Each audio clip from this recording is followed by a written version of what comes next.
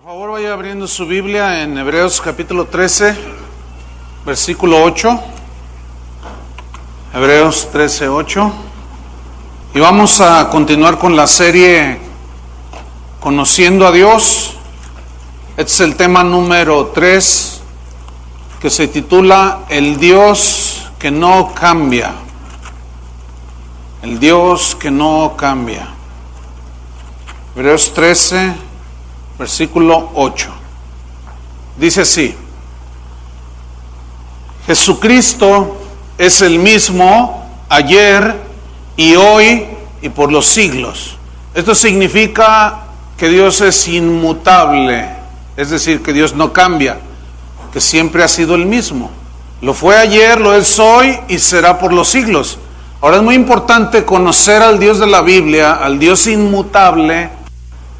Y fíjese lo que dice el versículo 9. No os dejéis llevar de doctrinas diversas y extrañas. ¿En cuanto a qué? ¿En cuanto a quién? En cuanto al conocimiento del que fue ayer, es hoy y será mañana. Conocer a Dios. No se dejen pues llevar de doctrinas diversas y extrañas, porque buena cosa es afirmar el corazón con la gracia.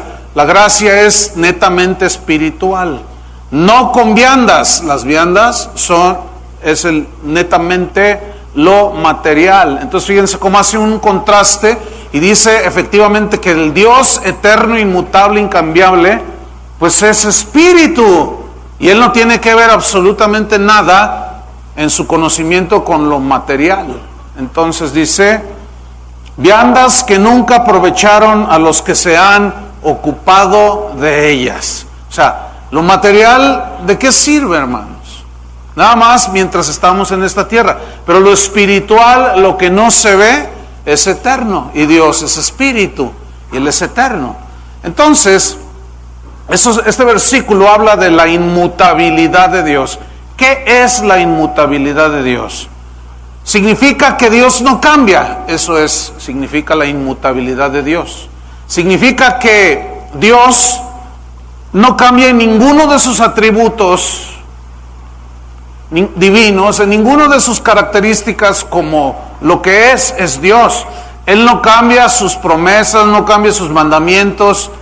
Dice en Santiago capítulo 1, versículo 17, nada más le da vuelta una página, y dice Santiago 1:17, que toda buena dádiva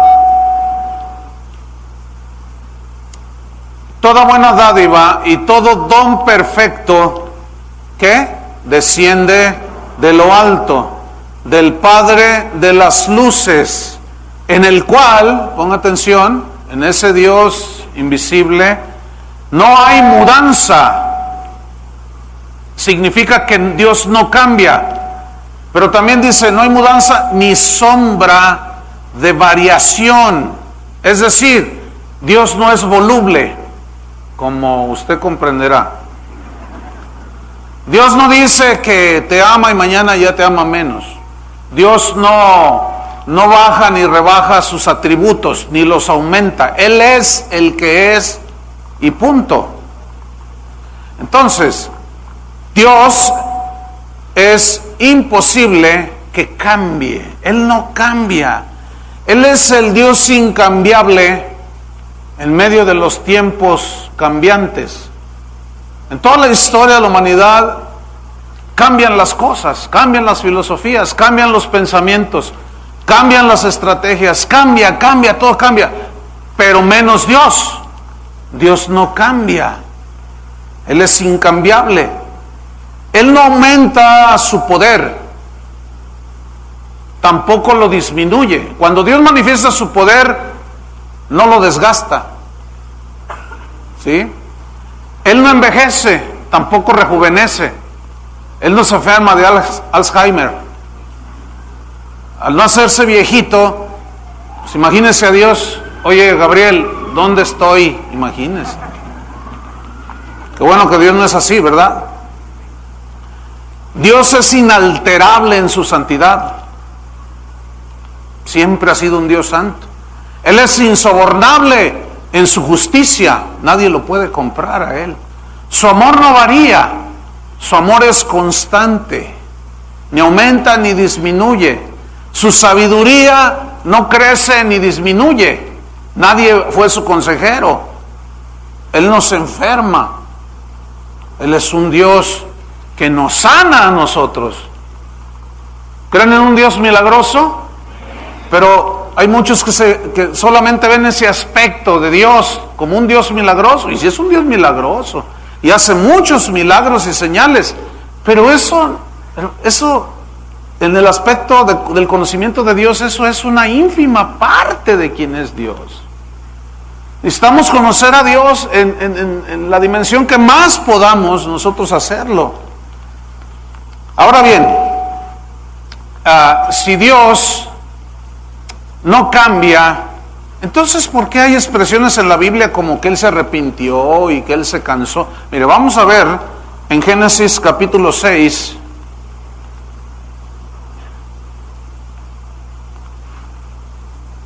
Génesis capítulo 6, en el versículo número 5.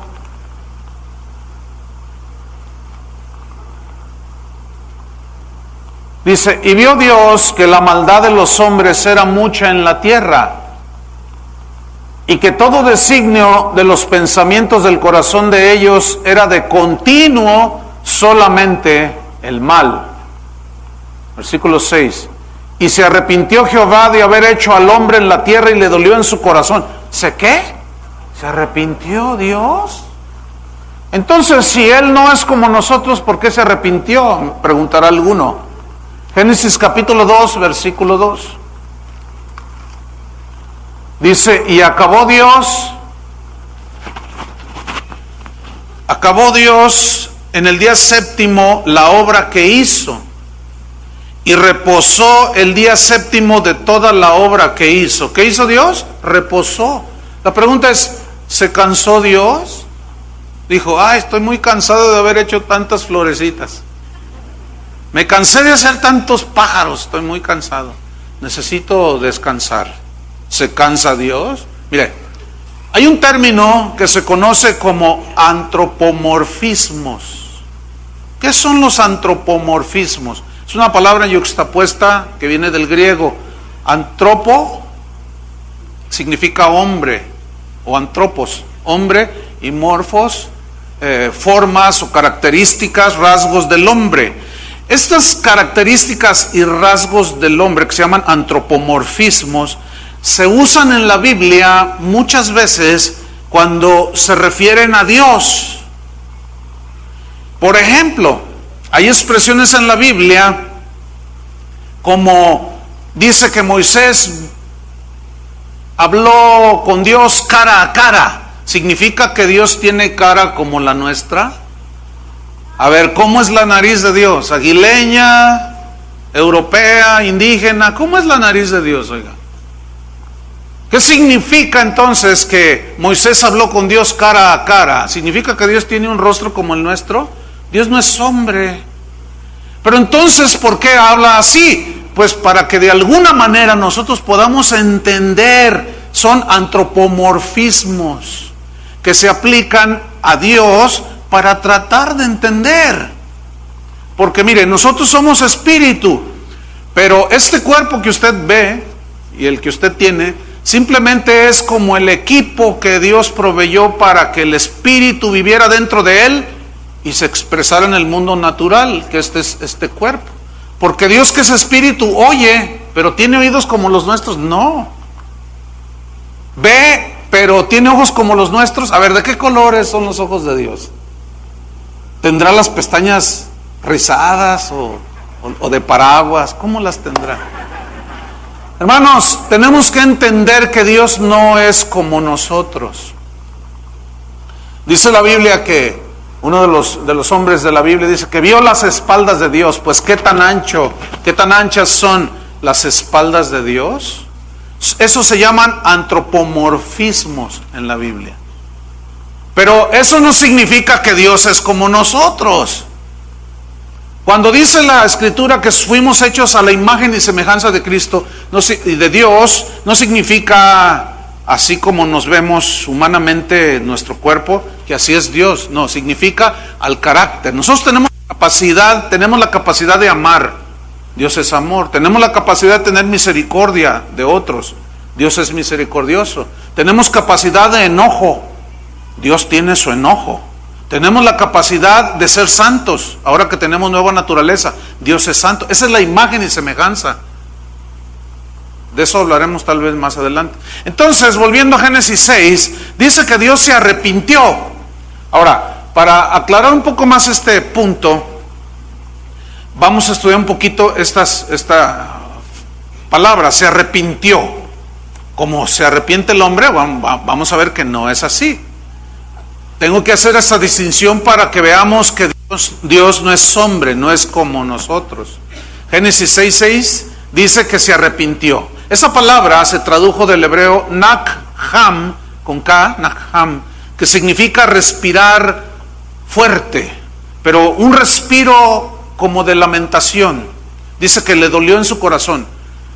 Y es un respiro así como de lamentación, un respiro profundo, fuerte. ¿De qué se estaba lamentando Dios? De que el hombre prefirió seguir la maldad. Dios no nos diseñó ni nos creó para la maldad, pero el hombre escogió seguir la maldad. Déjeme ilustrárselo. Es como un padre o un hombre que cuando se casa dice: yo quiero tener un hijo. Y bueno, un día su esposa concibe un hijo. Todo el deseo del corazón de ese papá es que su hijo pues esté bien. Todo lo que él desea para su hijo es que es lo mejor, lo que pueda él ofrecerle también. Ese es el deseo del corazón de ese padre. Pero un día el hijo decide probar las drogas y se queda envuelto en ese vicio. Pregunta: ¿cómo reacciona un papá? Se lamenta, ¿no es cierto? Le duele en su corazón que su hijo haya escogido seguir el mal, seguir el camino de las drogas, el camino de la destrucción. Es en ese sentido que Dios se arrepintió. ¿Lo entendió? Ok, vamos a ver 1 Samuel capítulo 15. Aquí nos lo dice más claro. 1 Samuel capítulo 15 versículo 29. Nos es más claro aquí. Dice: además, el que es la gloria de Israel no mentirá. Dios no miente, hermanos. Dios es el Dios de verdad. No hay iniquidad en él. Si algo, una de las tantas cosas en respecto a Dios es que nunca debemos de dudar de él, porque él jamás nos va a echar una mentira. Satanás sí, ese es el padre de mentira. Dios siempre nos va a hablar con la verdad, y su palabra es la verdad. Entonces dice: es el que es la gloria de Israel no mentirá, ni se arrepentirá, porque no es hombre para que se arrepienta. Porque el arrepentimiento de Dios no es el mismo del hombre. El arrepentimiento de Dios es el dolor que siente cuando ve que nosotros preferimos el pecado. Pero el arrepentimiento del hombre es el arrepentimiento por haber pecado. Entonces Dios no se arrepiente. ¿Me expliqué? Porque Él no peca, Él es santo. Ahora, cuando dice que Dios descansó el séptimo día, la palabra descansó viene del hebreo sabat o shabbat, que se traduce sábado para nosotros, y significa literalmente reposar, significa dejar de hacer algo, significa parar, detenerse. Ahora, estas palabras se aplican a Dios en el sentido de que terminó su obra, pero no porque Dios se canse. Sin embargo, Dios hizo el día de descanso por causa nuestra, porque nosotros los humanos sí nos cansamos. ¿Sí o no? Nosotros necesitamos reposar, nosotros necesitamos descansar, necesitamos parar de tanto afán, necesitamos recobrar las fuerzas, pero Dios no. Entonces son antropomorfismos que se usan en la Biblia. Porque, pues otra pregunta respecto a ese mismo punto de si Dios se cansa. ¿Dios necesita descansar? Imagínate que todos a la vez aquí, hay un par de miles de personas aquí, y cada quien va a hacer una oración. Entonces Dios las contesta todas. ¿Se cansa Dios? Y de pronto dice, oye Gabriel, ¿sabes qué? Apúntalas en la computadora allí porque estoy cansado de responder tanta pregunta. Escúchenme bien. Parece así como que es simpático y que uno se ríe y eso. Pero no, lo que les estoy tratando de mostrar es quién es Dios. ¿Cómo es Dios? ¿Sí? Ahora vamos a Isaías capítulo 40. Isaías capítulo 40, versículo número 28.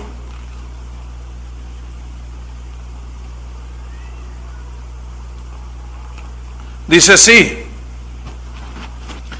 no has sabido. Aquí este verbo yadás, que se tradujo sabido, significa conocido, entendido, discernido. Entonces, no has conocido, no has discernido, no has oído. Y aquí oír significa oír inteligentemente, con atención. Entonces, presten mucha atención, porque muchos no conocen a Dios como deberían de conocerlo. ¿Por qué? Porque no oyen con inteligencia, no escuchan las cosas con inteligencia. Entonces, preste atención. No has sabido, no has oído que el Dios eterno es Jehová. ¿El Dios qué? Eterno. Esa palabra eterno significa que Él no tuvo principio ni fin. ¿Cómo es eso? Esa es una definición de la eternidad. De alguna manera teníamos que definirlo en el idioma. Pero Dios no tuvo principio ni fin. Él es eterno. Él existe en sí mismo. Cuando Moisés le preguntó a Dios, voy a ir con Faraón porque tú me envías, pero si me pregunta que quién me envía, ¿qué le digo? Y Dios le dice, dile, yo soy el que soy, te envía. Yo soy el que soy, el Shaddai en el hebreo. Pero significa el que existe en sí mismo, que nunca empezó y por lo tanto nunca terminará. El que nunca nació, nunca morirá. El que es por los siglos de los siglos de los siglos. Amén. Ahora, ese tipo de lenguaje, de que si Dios se cansa o no, Juan el apóstol, cuando escribe su Apocalipsis, él dice, y oí la voz de ángeles, y era como era, entonces él escribe, como el estruendo de muchas aguas, y hace un símil, es una comparación, algo semejante a. Entonces se tienen que usar expresiones así para que nosotros podamos entenderlas. Tiene que haber cierta comparación. Y sus ojos eran como llama de fuego, y sus pies como el bronce brilloso, pulido. Entonces, ese Dios, no has oído, no has entendido que ese Dios eterno es Jehová, el cual, dice, estoy en el versículo 28, creó los confines de la tierra. Esa palabra creó viene del hebreo vará, y vará significa crear de la nada. Por lo tanto, esa palabra solo se le aplica a Dios. Solo Dios tiene la capacidad de crear de la nada. Él dijo, sea la luz, y fue la luz. Ahora, en el Nuevo Testamento hay un texto que dice que Dios llama las cosas que no son como si fuesen. Y esa en alusión a vará. Es decir, Dios es el único que pudo decir, que brote la hierba en el campo, salgan peces del mar, y llamó las cosas que no son como si fuesen. Pero algunos maestros de la Biblia, torciendo el significado de las Escrituras, le han hecho creer a algunos cristianos que usted y yo podemos llamar las cosas que no son como si fuesen. Eso es una mentira. Eso no es verdad, hermanos. Eso es una interpretación de la Escritura totalmente fuera del contexto. Porque si así fuera, Seríamos dioses. Aunque hay algunos maestros que dicen que somos dioses, pero ¿cuántos han entendido que no somos dioses? Porque si yo llamara las cosas que no son como si fuesen y todo lo que yo digo se hace, entonces soy Dios. ¿Para qué lo necesito a Él? Por eso dice, Jesucristo es el mismo de ayer, hoy y por los siglos. No se dejen llevar de doctrinas extrañas. Dios nunca, nunca, escúchenme bien, jamás va a hacernos igual a Él. Porque Él es el único Dios. Nosotros no somos dioses, somos criaturas de Dios. ¿Cuántos dicen así es? Pues aunque no diga. Entonces, note, Él creó los confines de la tierra, pero viene a continuación, no desfallece, significa que no se cansa, que no flaquea, ni se fatiga, significa quedar exhausto, significa sudar por hacer esfuerzo, y como cansado que estás, pues te sientas. Dios no es así. A ver, pastor, entonces ¿por qué dice la Biblia en Juan 4 que Jesús, cansado del camino, se sentó junto al pozo? Así dice, ¿verdad? ¿Y por qué dice que tuvo sed? ¿Y por qué dice que tuvo hambre? La respuesta es muy sencilla, porque Dios se encarnó y tomó forma humana. Y como forma humana está sujeto al cansancio, al hambre y a la sed y al sueño, porque también se dormía. Pero si ustedes notan, la Biblia dice que no se dormirá el que guarda a Israel, porque Dios no duerme. Cristo era Dios, por supuesto que era Dios. Entonces, ¿por qué se cansaba? Te repito, porque era hombre también. Y Él vino a identificarse con nosotros. Dice que fue tentado en todo según nuestra semejanza, pero sin pecado. Él dice que se despojó a sí mismo, tomó forma de siervo y se hizo menor que los ángeles y se hizo como nosotros, uno más. Lloró, se cansó, en la barca se durmió y los discípulos se espantaron. Entonces, obviamente como ser humano, Él tenía que tener hambre, tenía que comer, sentía frío, tenía que cubrirse, tenía hambre, tenía que comer, etcétera. Entonces, fíjate, aquí está haciendo la diferencia. Él no desfallece, no se cansa, no se fatiga, no suda, no se fatiga con cansancio, y su entendimiento no hay quien lo alcance. O sea, ¿quién se va a igualar para entender la omnisciencia de Dios y el conocimiento que Dios tiene de las cosas? Cuando Él nos conoció desde antes de la fundación del mundo, ¿quién se puede igualar? ¿Quién va a llegar a todo el entendimiento? Su entendimiento no hay quien lo alcance. Ahora fíjate el versículo 29. Ese Dios incansable es el que le da fuerzas al que se cansa. ¿Quién se cansa? Yo, diga yo. Entonces, llama las cosas que no son como si fuesen, a ver, pues no, que muy diosito. Algunos diositos andan por ahí. Versículo 29. Él da esfuerzo al cansado. Jesús dijo, vengan a mí todos los que están trabajados y cansados. Ok, ¿cansado de qué? Mira, hay muchas cosas que tenemos que hacer trabajar, que nos cansan ya por naturaleza, pero hay otras cosas que nosotros no podemos hacer. Por ejemplo, puede haber aquí alguna esposa que esté cansada de tratar de cambiar a su marido. Señora, dese por vencida, nunca lo va a poder cambiar usted. Es que ya estoy cansada. Pues sí, ya está súper cansada, claro, pero entonces ¿qué fuerzas necesita usted para soportar al cocodrilo de su marido? Estas son las fuerzas que Dios le va a dar a usted que se cansa, porque Él no se cansa. Él da esfuerzo al cansado y multiplica las fuerzas. Estoy en el versículo 29. Multiplica las fuerzas al que no tiene ninguna. ¿Se ha quedado sin fuerzas a veces? Yo sí.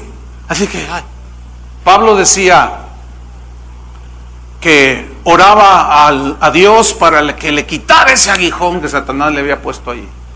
Dice que escuchó la voz de Dios. Dios le dijo, bástate mi gracia, porque mi poder, le dijo el Señor, se perfecciona en la debilidad. Y ahí debilidad es una palabra atseneia que significa sin fuerzas. como cuando uno cae enfermo. Entonces, Pablo entendió y dijo, a ver, entiendo. Cuando yo ya gasté mis fuerzas en querer hacer las cosas que no puedo hacer, que no tengo yo el poder para hacerlas, entonces ya se me acabaron, me quedé sin recursos. Entonces es cuando opera la fe y es cuando Dios obra y te da las fuerzas que tú no tienes, y es cuando el poder de Dios se perfecciona en tu debilidad. Mira, escúchame bien, deja de luchar en tus fuerzas, deja que Dios sea el que haga las cosas y vas a ver qué descanso. Vas a ver qué descanso. Dios, ahí en el libro de los Hebreos, hablaba de que el pueblo de aquel tiempo no entró en su reposo. ¿Qué era en su reposo? Dejar que todo lo hiciera Dios, todo lo imposible.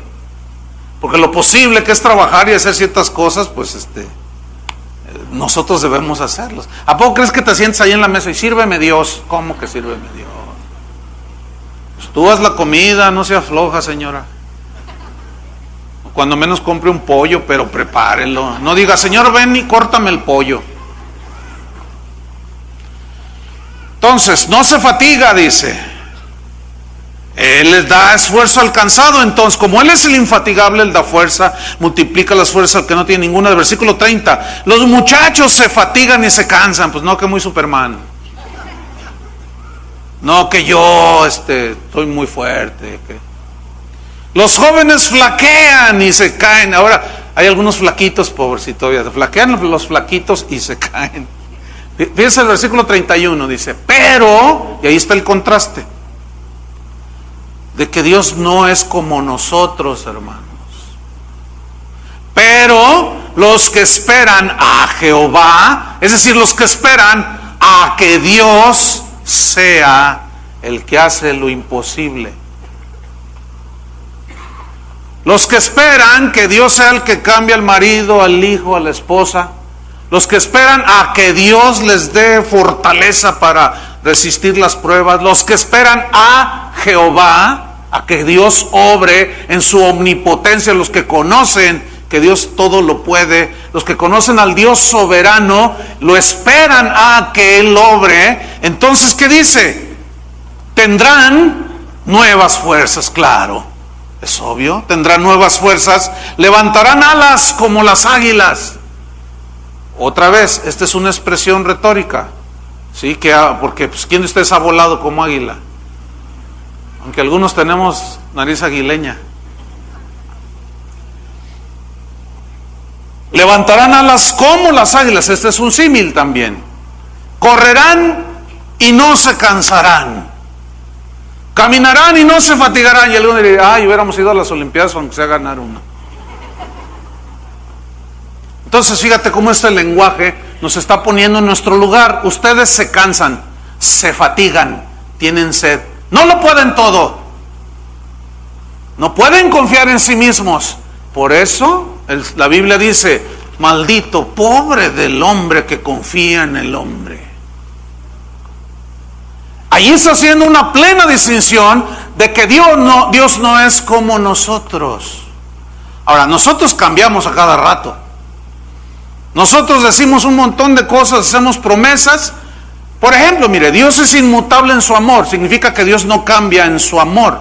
Dice en Juan 3:16, de tal manera amó Dios al mundo. Y ese amor es inalterable. Siempre es el mismo amor. Ni disminuye ni crece. En Isaías 40, versículo 8, en el 7, fíjese lo que dice, Isaías 47. Dice, la hierba se seca. Fíjese, aquí va a comparar la hierba y la flor con el hombre. Ponga atención. La hierba se seca y la flor se marchita, porque el viento de Jehová sopló en ella. Ciertamente como hierba es el pueblo. ¿Cómo somos? Como hierba. Eres cualquier estafiate. Cualquier hierbita del campo. Versículo 8. Sécase la hierba, marchítese la flor. ¿Qué dice? Mas la palabra del Dios nuestro permanece para siempre. Fíjese, aquí hay una inmutabilidad en su amor. En Jeremías, ahorita comparto más sobre esto.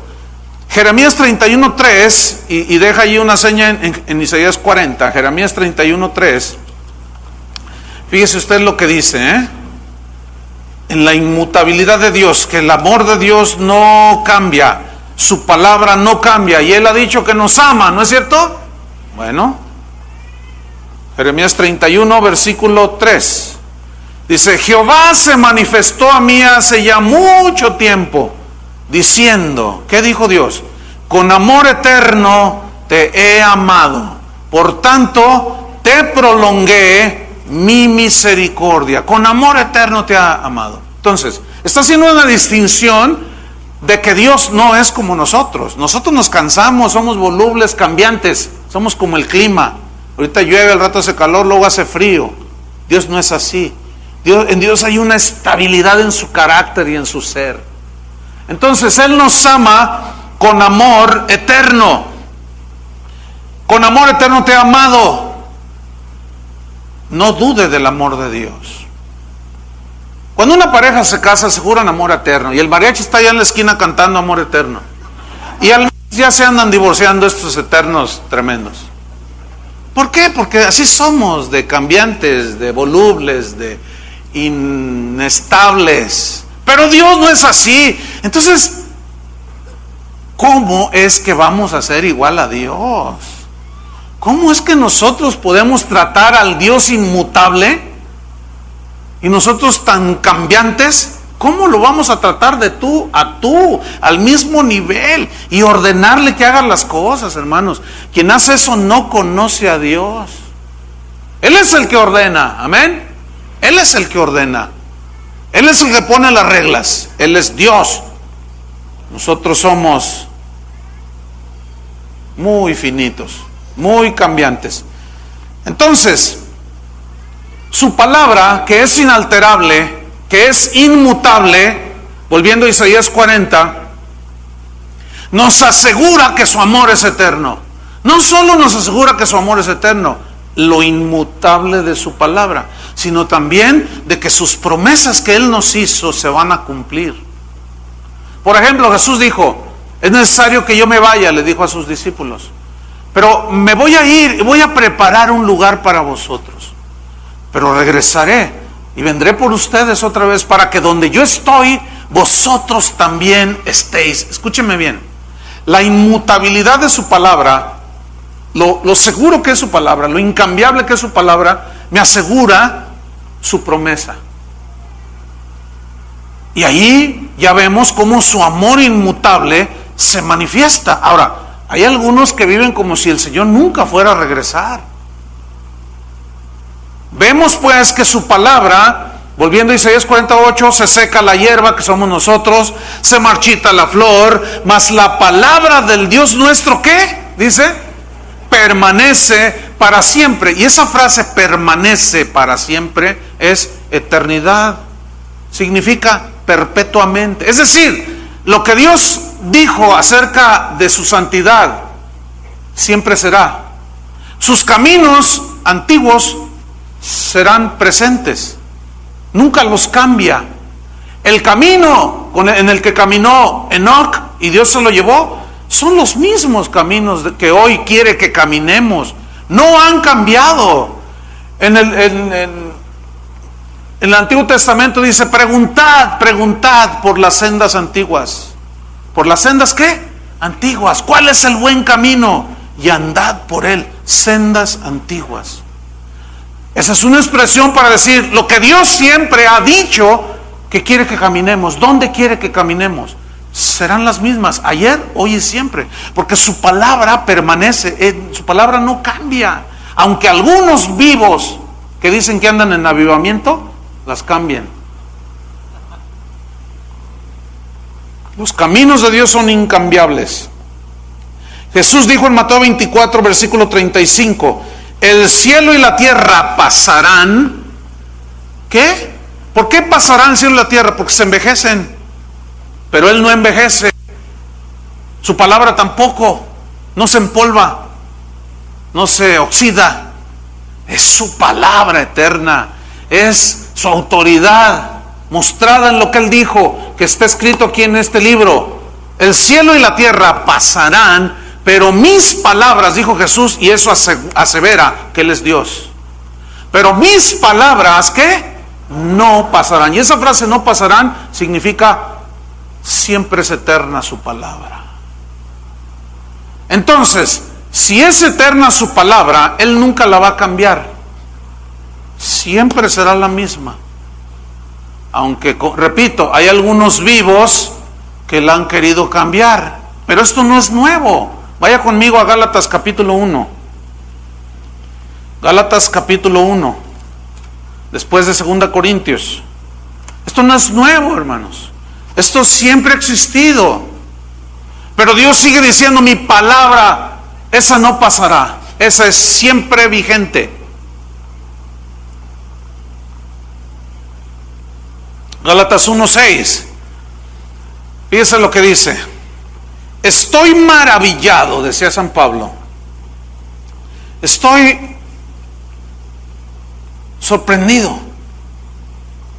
Maravillado de que tan pronto, ponga atención, os hayáis alejado del que os llamó por la gracia de Cristo. A ver. Los cristianos gálatas se habían alejado de Dios, que habían sido acercados por Cristo. Eso es lo que dice allí. ¿Cómo es posible de que tan pronto se hayan alejado del que os llamó por la gracia de Cristo para seguir un evangelio diferente? ¿Un qué? Un evangelio diferente. Es decir, lo que Pablo está diciendo aquí es lo siguiente: que todo aquello que diga el apóstol Armando Negocios de la Cruz, que no esté en las Escrituras, y aunque diga cosas que las maquille con 1 o 2 versículos, tenemos que ser muy listos como los de Berea, que Pablo les predicó y escudriñaban cada día las Escrituras para ver si lo que decía Pablo era verdad.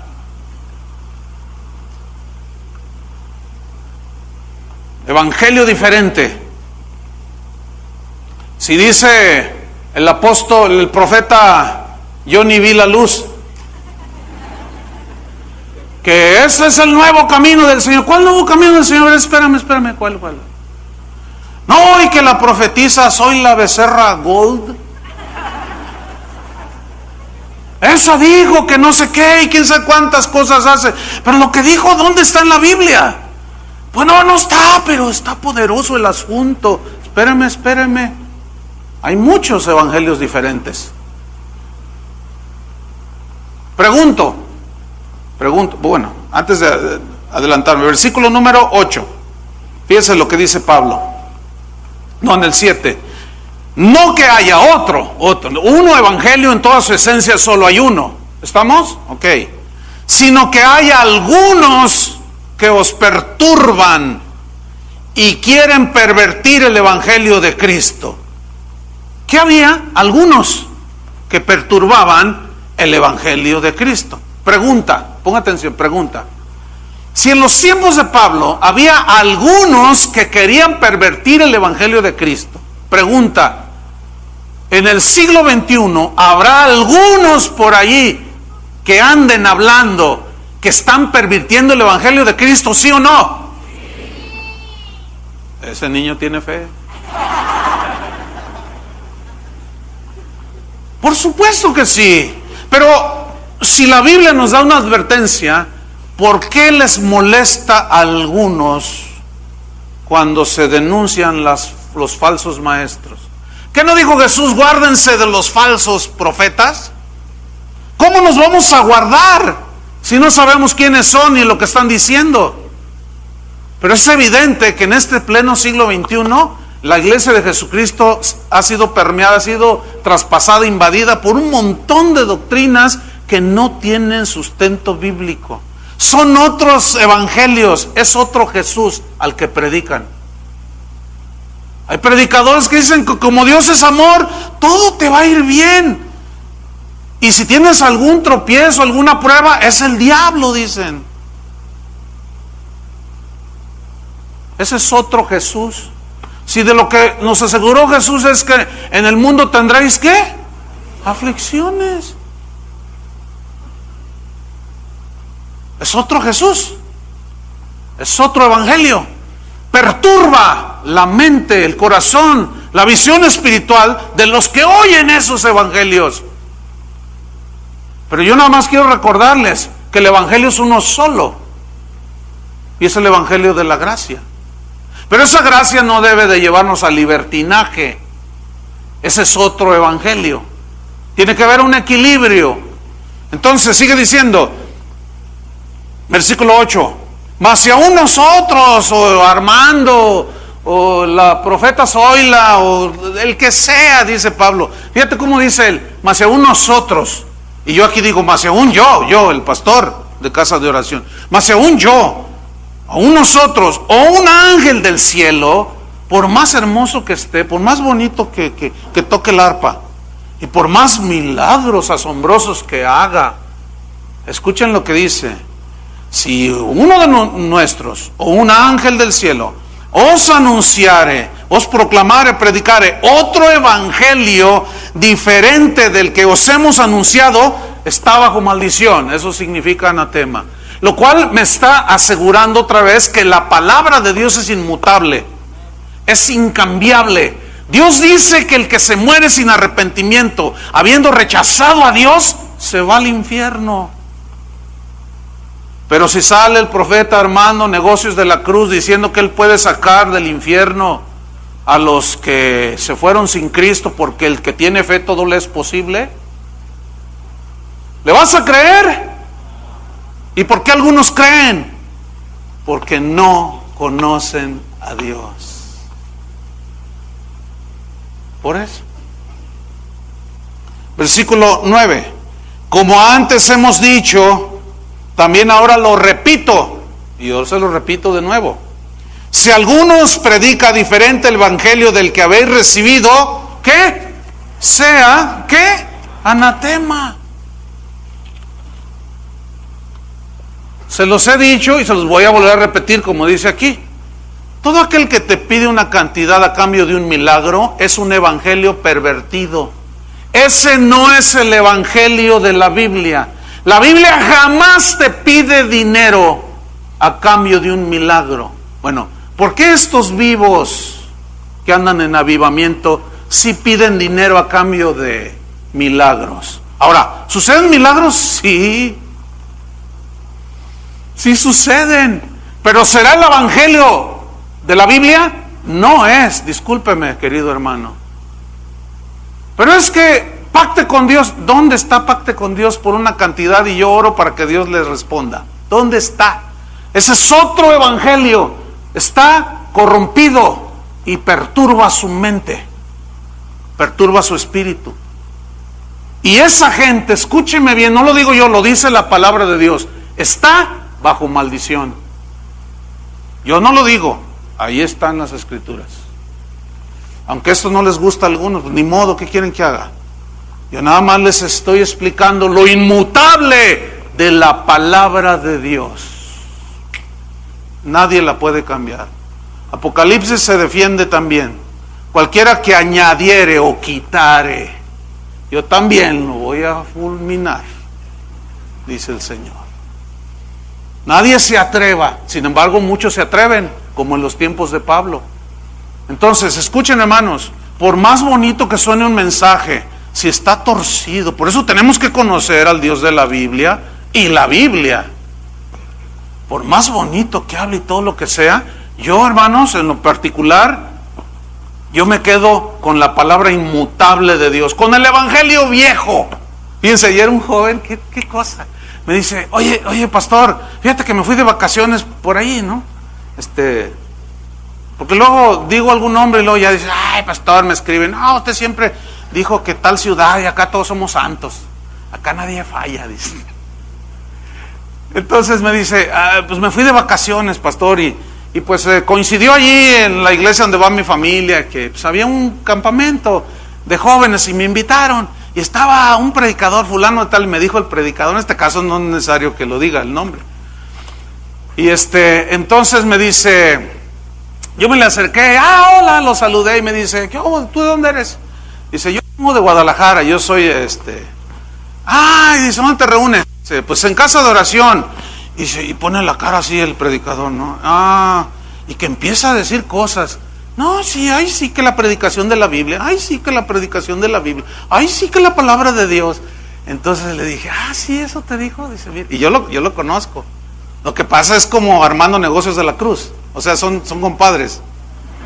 Pues obviamente no le gusta al tipo no le gusta. Entonces, fíjate. Le dice, estaba otro por ahí escuchando y le dice, oye, pues ¿qué predican en tu iglesia? Entonces le dice, predican esto y esto otro. Y le dice, oye, ¿eso es un evangelio nuevo? Fíjate nomás. O sea, es inconcebible que esto es un evangelio nuevo. O sea, ¿por qué? Porque no están escuchando el evangelio que está aquí en las escrituras. Entonces le digo yo, mira, le dije, te voy a decir sin que me digas qué dijo ese predicador cuando subió a predicar.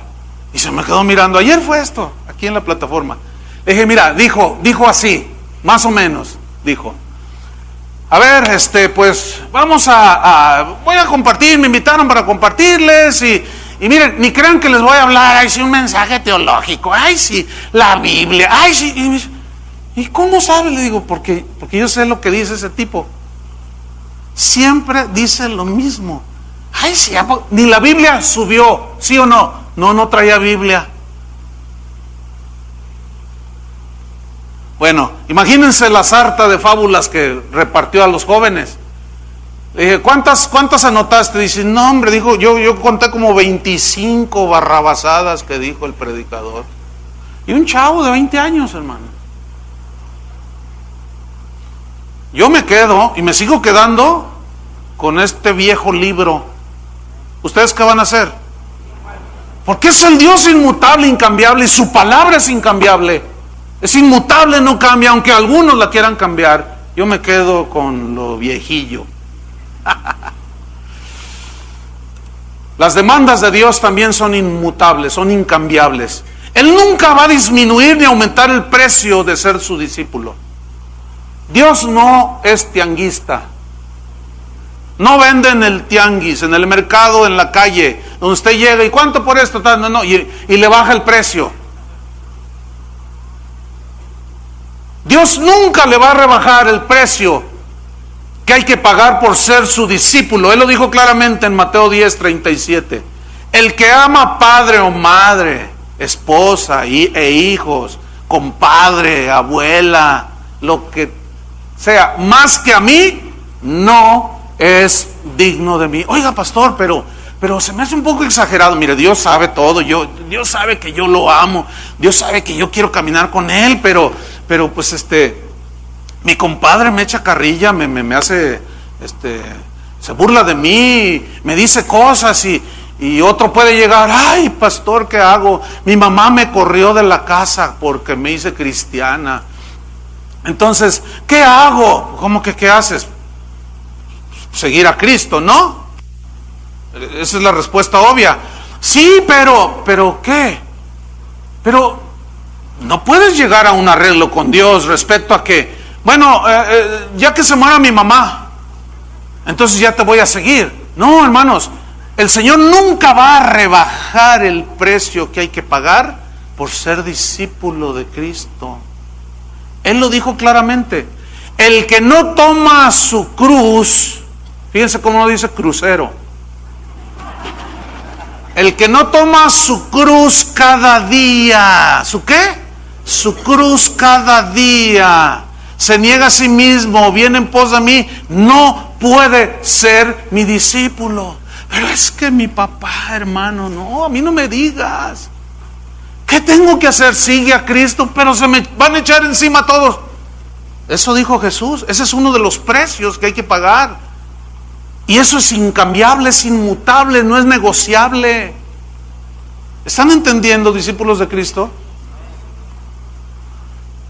Pues que llueve, truenen, como decimos acá, y que digan misa. Si tú has de seguir a Cristo, síguelo bien. No puedes estar entre dos pensamientos. Elías retó al pueblo de ese tiempo y les dijo, no estén claudicando entre dos pensamientos. Si Jehová es Dios, síganlo, y si Baal es Dios, síganlo a él. Pero no estén con un pie aquí y otro acá, porque Dios a los tibios los vomita. ¡Uy, qué radical es usted! ¿Yo? ¿Yo, Dios? A ver, espérenme. No podemos ser medio santos, no podemos ser medio consagrados, no podemos ser medio cristianos. A ver, como que medio le paguen, como que medio se baña, como que dice lléneme el tanque y se lo dejan a la mitad y le cobran tanque lleno de gasolina. No, a nadie le gustan las medianías, pues a Dios tampoco. Y es innegociable sus demandas. Él nunca le va a bajar al precio que hay que pagar. Su justicia es inmutable, es incambiable. Es decir, que Dios al ser inmutable en su justicia, que no cambia, es un Dios justo, es insobornable. Los jueces de la tierra se pueden corromper. Ofréceles unos dólares y se corrompen. No todos, obviamente, pero muchos de ellos. Lo cual habla de la debilidad del ser humano. Pero con Dios no es así. En Números 14, versículo 18, mira lo que dice. Números 14, 18. acerca de su inmutable e incambiable justicia. Dios es insobornable. Pero ¿sabes que odia el soborno? Dios es incorruptible. Y por lo mismo, ¿sabes que odia la corrupción?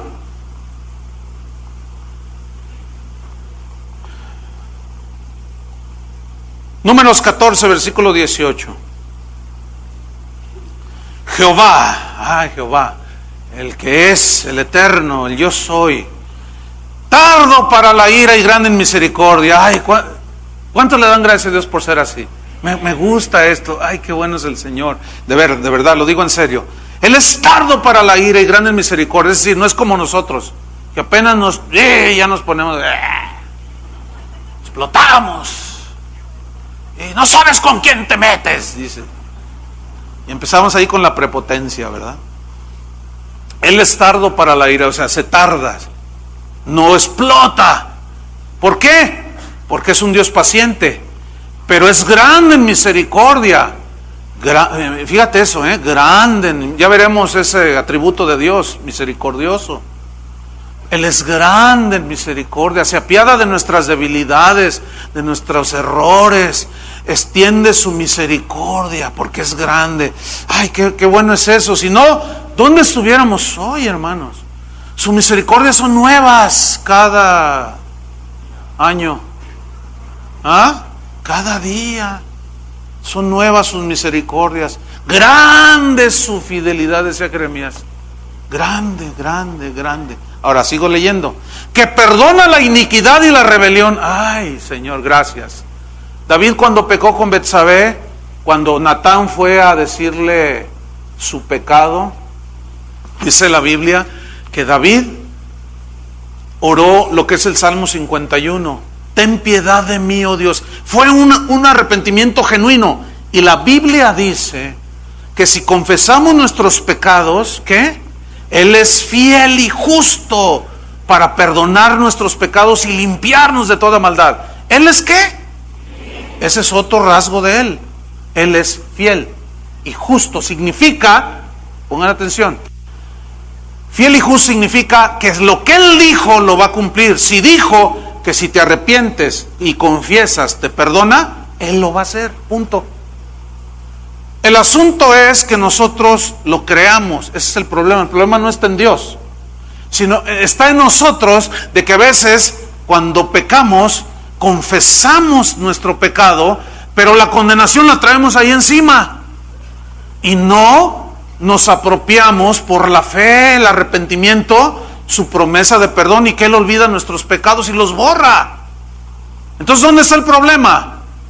En nosotros. Por eso tenemos que conocerlo. Y cuando sabemos que Él es fiel, y si Él dice que si confiesas, te arrepientes y confiesas, te perdona, eso es exactamente lo que Dios hace. Dios es fiel y justo para perdonar. Ahora sigo leyendo. Que perdona la iniquidad y la rebelión. Borra mis rebeliones, decía David. Lávame más y más de mi pecado. Crea en mí, oh Dios, un corazón limpio. Y en la palabra crea es vará otra vez. Es decir, el único capaz de crear un corazón limpio en nosotros, ¿quién es? Dios. Vea lo que viene a continuación del versículo. Aunque, aquí sí le aunque, fíjese, aunque ¿qué? De ningún modo, por ninguna razón, no hay ninguna concesión, de ningún modo tendrá por inocente al culpable. A ver, ¿cómo está esto? Eso es exactamente. Es decir, fíjese, ponga atención. Sus promesas de amor incondicional que Él hace hacia nosotros no invalidan sus promesas de juicio. Su promesa incondicional de amarnos y que Él extenderá su misericordia no significa que no llegue a un límite con nuestra rebelión. Entonces su promesa incondicional de amor no invalida su promesa de disciplina, porque Dios al que ama, esa es una promesa de Dios también, pero esa no le llamamos promesa. Dios te promete que al que ama, ¿qué? Disciplina y azota a todo aquel que recibe por hijo. Porque qué padre es aquel el que que no disciplina a su hijo. Y si ustedes disciplinan a sus hijos, ¿cuánto más Dios? Dice el Dios eterno, el Padre de las luces. Entonces, fíjense, su amor incondicional, pero también es un Dios que no tiene por inocente al culpable. Entonces su justicia es innegociable. ¿De qué le sirve al hombre, dijo Jesús, ganar todo el oro del mundo, todo el dinero, si pierde su alma?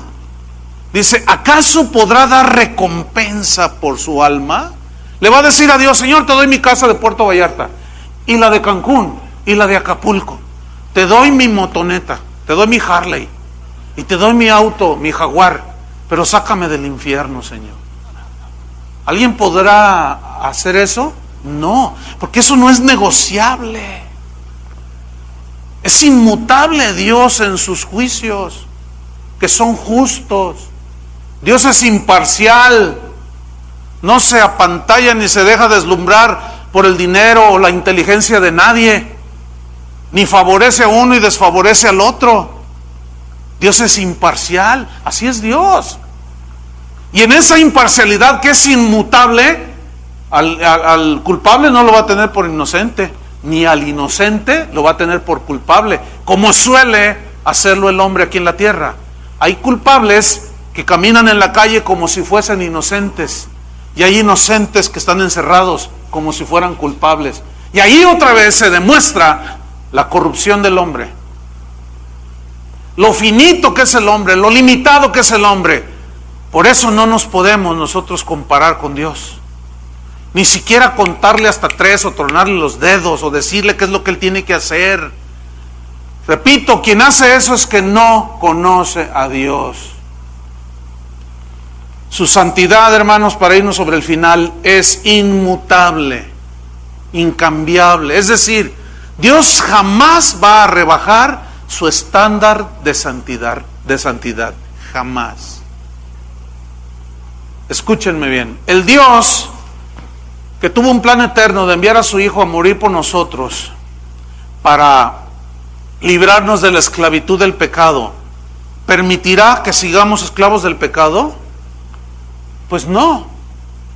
Eso significa que el estándar de Dios en su santidad nunca lo va a rebajar. Oiga, pastor, pero entonces esos pastores que le dicen a la gente, mire, váyase a un antro allí, llévese a su esposa, vaya con otras parejas, es más, yo lo acompaño, pues tomen, pero no mucho, fumen nomás uno no es ninguno. ¿Esos qué? Esos dicen que andan en la libertad de Cristo. ¿Será la libertad de Cristo? Dios jamás va a rebajar su estándar de santidad. Ese pastor está mandando a esa gente al infierno. Y toda la eternidad le van a estar reclamando, por su culpa estamos aquí, pastor, por su culpa estamos aquí. Es que yo pienso que Dios no es tan malo como para mandar al infierno. A ver, espérame. ¿Tú no piensas qué? ¿Qué no lees la Biblia? No, pues es que sí dice allí, pero se me hace que es alegórico. ¿Ustedes creen que sea alegórico el infierno? Entonces también el cielo es alegórico. Comamos y bebamos, no hay nada. No, hermanos, no nos engañemos. Pero esos falsos maestros tuercen las escrituras, predican otro evangelio y le hacen creer a la gente que son salvos y no son salvos. Creen que porque levantaron el dedo el domingo ya son salvos. Ya lo expliqué en el primer mensaje. No, en eso no consiste la salvación, hermanos. Ya lo expliqué mucho, bastantes veces. Entonces, en su santidad, vean lo que dice primera de Pedro 1:15, perdón. Dice, como aquel que os llamó es, ¿qué? Santo. Sed santos en toda vuestra manera de vivir. ¿En qué? En toda vuestra manera de vivir. Fíjate, en tu casa, en tu carro, en la escuela, en el trabajo, donde quiera que estés, todo lo que hagas. ¿Qué dice que debemos de vivir? Una vida, ¿cómo? Santa. ¿Qué es vivir una vida santa? Apartada para Dios. Eso significa. Entonces dice, como aquel que os llamó es santo, sed santos en toda vuestra manera de vivir. Versículo 16, porque escrito está, sed santos porque yo soy santo. Concluimos, no hay cambios en Dios. Él es el mismo ayer, de hoy y por los siglos. Jamás va a haber una sombra de variación en Él. Él es el que es y ya. Pero lo que Dios cambia es su trato con nosotros, porque de esa manera Él permanece inmutable en su carácter. Es decir, el Dios de amor también es un Dios justo. Es como el sol brilla con toda su luz, pero también su calor, ¿sí? El calor a la nieve, ¿qué la hace?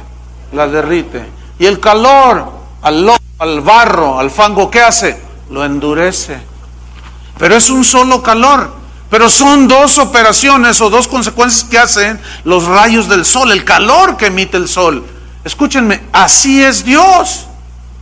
Es decir, que Él va a obrar como Él es, que no va a cambiar según nosotros nos comportamos. Por ejemplo, Jonás, Dios le dice, Jonás, ve y predícale a Nínive y diles que si no se arrepienten los voy a fulminar.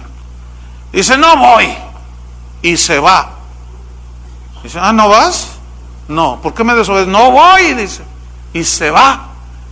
Entonces, ese Dios que demandaba obediencia, ese Dios santo, lento en misericordia, lento para la ira, grande en misericordia, fiel, justo y verdadero, comenzó a operar como el Dios, ¿qué?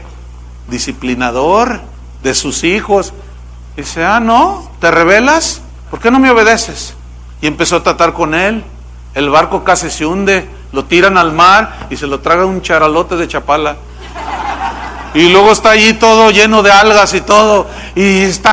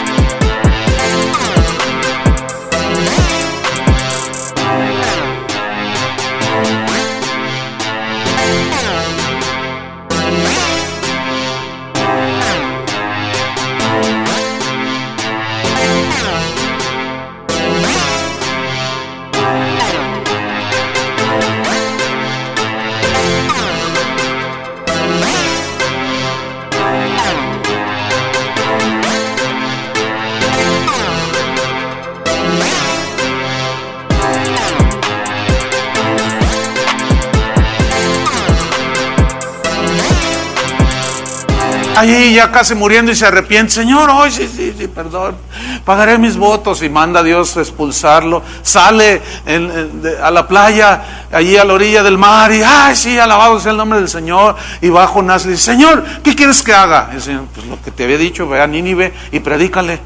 Ve a Nínive y predícale. ¿Entendieron? ¿Cómo está operando Dios contigo ahorita? No sé. Te hace falta conocerlo. ¿Qué está tratando Dios contigo? ¿Cómo está obrando? ¿Sientes su abrazo de amor? Disfrútalo. ¿Te inundó la misericordia de Dios? Ay, nada en ella. Disfrútala. ¿Te está dando tus buenas nalgadas? ¿Tus buenos azotes? Sóbate. Pregunta: ¿cómo está operando Dios ahorita en ti? ¿Conforme a qué?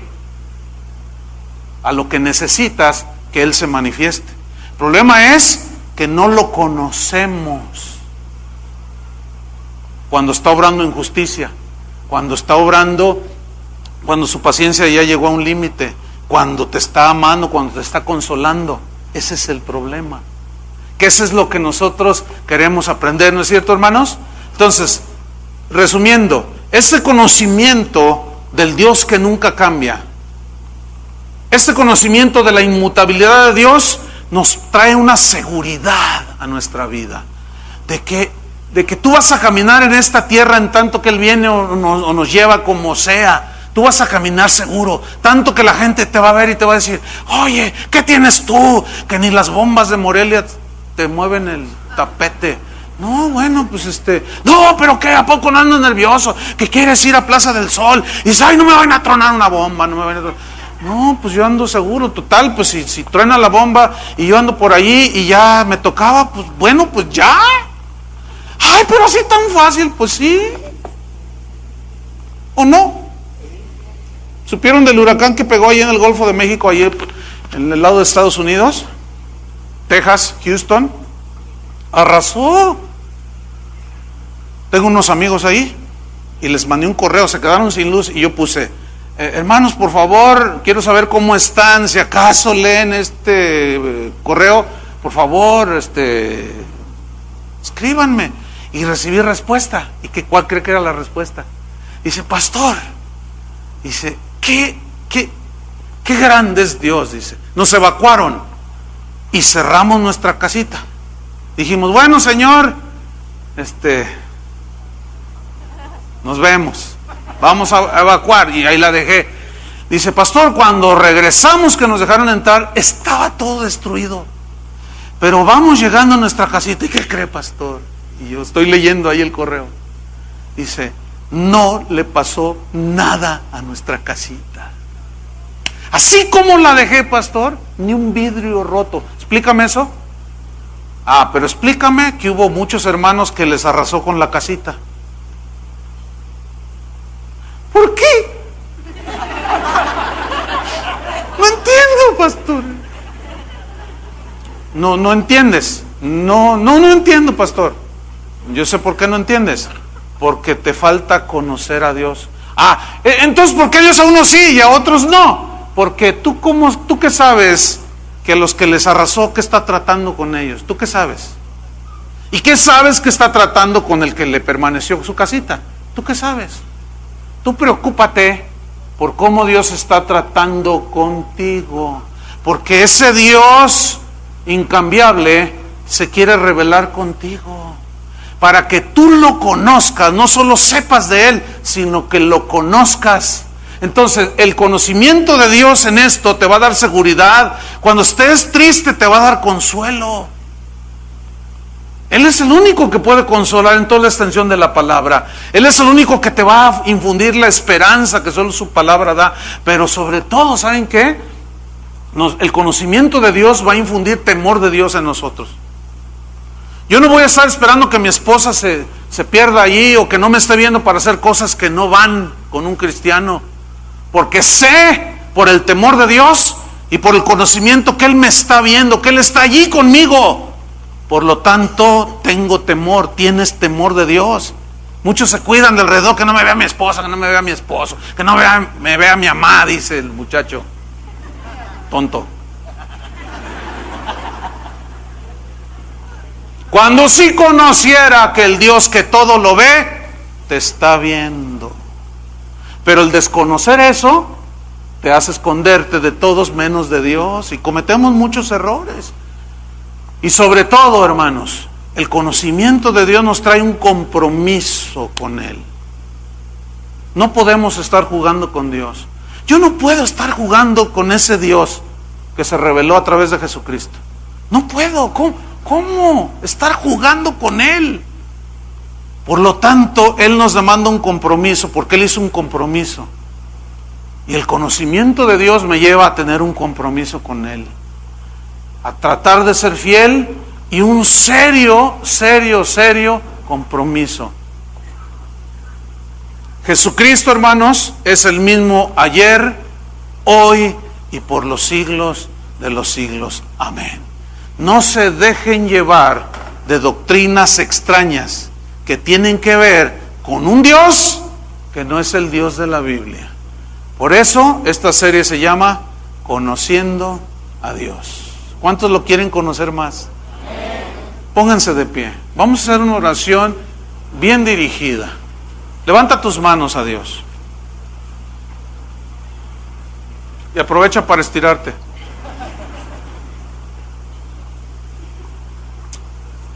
Ahora, ya olvídate del que está junto a ti, a tu izquierda. ¿Cómo Dios está obrando contigo? ¿Qué se está revelando Dios contigo? ¿En qué rasgo de su carácter? ¿Te está demandando compromiso? Pues es que es un Dios comprometido. ¿Te está demandando santidad? Pues es que es un Dios santo. ¿Te está demandando rectitud? Pues Él es un Dios recto.